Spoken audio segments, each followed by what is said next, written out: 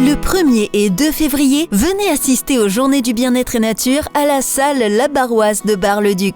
Durant 2 jours, voyagez à travers 8 villages de minéraux, de bijoux, de relaxation, de voyance, d'accompagnement au bien vieillir et même du bien-être animal. Conférences et animations gratuites sur place. Les Journées du bien-être et nature, le 1er et 2 février à Bar-le-Duc, entrée 3 €, organisée par M2M Organisation.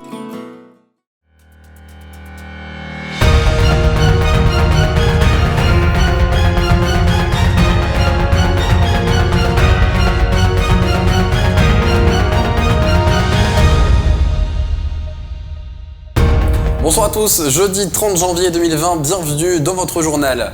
Très tendance dans les grandes villes françaises, les jeux de rôle sont possibles aussi à Saint-Dizier et ce sont les adultes qui sont concernés par cette activité, vous le verrez. Les élections municipales approchent à grands pas. Comment faire si vous êtes absent lors du scrutin ou simplement pas inscrit sur les listes électorales? Les réponses dans ce journal.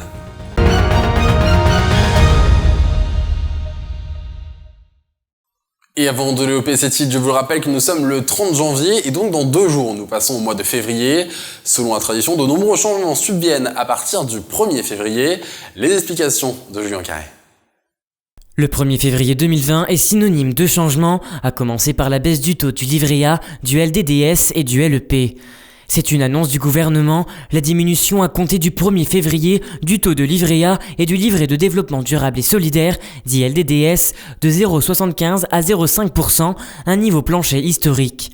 Pour rappel, il se situait à 2,25% en août 2011. Quant au rendement du livret d'épargne populaire LEP, un autre placement sécurisé aux fonds disponibles à tout moment et aux intérêts exonérés d'impôts et de cotisations sociales, passe lui de 1,25 à 1%. Les tarifs réglementés de l'électricité vont augmenter et vont progresser en moyenne de 2,4%, suite à la mise en œuvre d'une délibération de la Commission de régulation de l'énergie recommandant d'augmenter les tarifs applicables aux particuliers et aux petits professionnels. Une baisse cette fois-ci des tarifs réglementés du gaz, ils vont reculer de 3,3%, ils avaient déjà diminué de 0,9% en janvier. Le montant de la facture annuelle pour un client moyen, exclusion faite des taxes et de la contribution tarifaire d'acheminement, doit baisser de 0,9% pour la cuisson, 2% pour la cuisson et l'eau chaude, 3,5% pour le chauffage et 4% pour la petite chaufferie. Et pour terminer, c'est une augmentation des tarifs des taxis qui est à prévoir au 1er février. Par exemple, le tarif minimal d'une course, quel qu'en soit le lieu, monte de 7,10 € à 7,30 €. Les nouveaux prix sont parfois déjà en vigueur car il s'agit d'une application au plus tard le 1er février. Les péages, quant à eux, devraient peut-être subir des augmentations dans quelques jours en fonction des gestionnaires autoroutiers.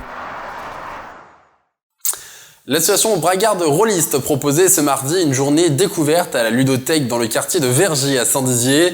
Le but de cette journée, inciter au jeu de rôle par lequel une personne interprète donc le rôle d'un personnage dans un environnement totalement fictif. Un reportage de Lisa Lamorlette. On les appelle les rôlistes. À coups de dés, ces joueurs se transportent dans un autre monde, incarnent un personnage et laissent aller leur imagination pour s'inventer une personnalité et induire leur choix.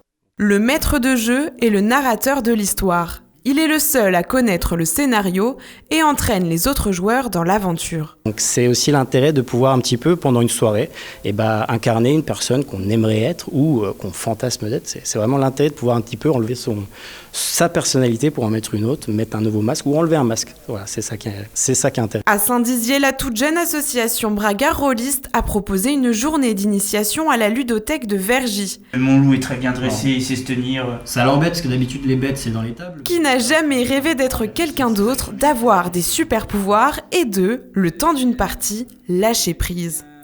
Donc on peut faire sur tous les univers possibles, Heroic Fantasy, Space Opera, sur magie, Harry Potter, on peut aller sur du détective, un peu à la Conan Doyle, Sherlock. On peut aller sur tout, on peut tout créer, donc il n'y a pas de limite en fait. Inventée dans les années 1980, cette pratique a conquis le cœur d'un large public dans les grandes villes. À Saint-Dizier, on ne peut pas en dire autant, la communauté est encore restreinte, mais ce n'est sans doute qu'une question de temps. J'ai déménagé par rapport au travail et j'ai perdu l'occasion de trouver d'autres personnes pour jouer. Puis là, comme j'ai vu sur Facebook qu'il y avait l'opportunité de des portes ouvertes et puis la journée découverte, je me suis dit pourquoi pas me relancer, me remettre le pied à l'étrier. L'association a décidé de proposer des partenariats aux commerçants locaux afin de transformer votre soirée entre amis autour d'un verre en un voyage spatio-temporel inoubliable. Cette semaine, nous vous demandions si vous étiez inscrit sur les listes électorales. Vos réponses sont oui à 81% contre non à 17%. Et en raison d'un déménagement ou bien d'un changement de situation, vous pouvez donc en effet ne plus être inscrit sur les listes électorales. Et il vous sera donc impossible de voter les 15 et 22 mars prochains lors des élections municipales. Alors quelles sont les démarches à suivre? De même, si vous êtes absent lors de ces dates, élément de réponse dans ce sujet réalisé avec Julien Carré et Nicolas Fontaine. Ce matin-là, à Bar-le-Duc, les agents de la préfecture de la Meuse sont sur le pont. Les 15 et 22 mars prochains se tiendront les élections municipales. On dit souvent que lors de ces élections, le plus gros score est celui des abstentionnistes. En 2014, les Français ont massivement boudé cette élection avec un taux d'abstention record de plus de 36% au second tour, du jamais vu sous la Ve République. Pour pallier à cela, l'État a lancé une opération afin d'encourager les inscriptions sur les listes électorales. On s'est rendu compte que les Français ne se préoccupaient pas toujours de leur propre situation et que quelquefois, lors de déménagements, lors de changements de situation familiale, les Français oublient de s'inscrire, voire sont inscrits à 2 endroits différents. De bonne foi, le jour du scrutin, ils vont voter et c'est là qu'ils se rendent compte qu'ils ne sont plus inscrits sur la commune où ils ont l'intention de voter.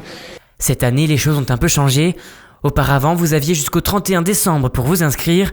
Désormais, la date est arrêtée au 7 février 2020. Dans un premier temps, il faut se renseigner sur sa situation électorale. Grâce à la mise en place du répertoire électoral, unique sur le site internet du service public, vous pouvez savoir si vous êtes inscrit dans un bureau de vote et si oui, lequel. Pour s'inscrire sur les listes électorales, 2 possibilités s'offrent à vous. Effectuer les démarches en ligne grâce à la dématérialisation, mais aussi directement dans la mairie de votre commune.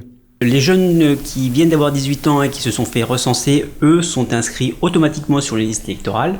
Sinon, les administrés peuvent venir en mairie avec l'ensemble des pièces justificatives, c'est-à-dire une preuve du rattachement à la commune, c'est-à-dire un justificatif de domicile, une quittance de loyer par exemple, de moins de 3 mois, ou un titre d'imposition prouvant qu'ils sont contribuables locaux, ou éventuellement les statuts d'une société s'ils sont artisans ou commerçants. Pour ceux qui seraient absents au moment du scrutin, il est toujours possible de donner procuration à une personne de confiance. Le mandataire doit être électeur dans le même bureau de vote justement que la personne qui donne le mandat, et le mandataire ne doit pas détenir plus de 2 procurations.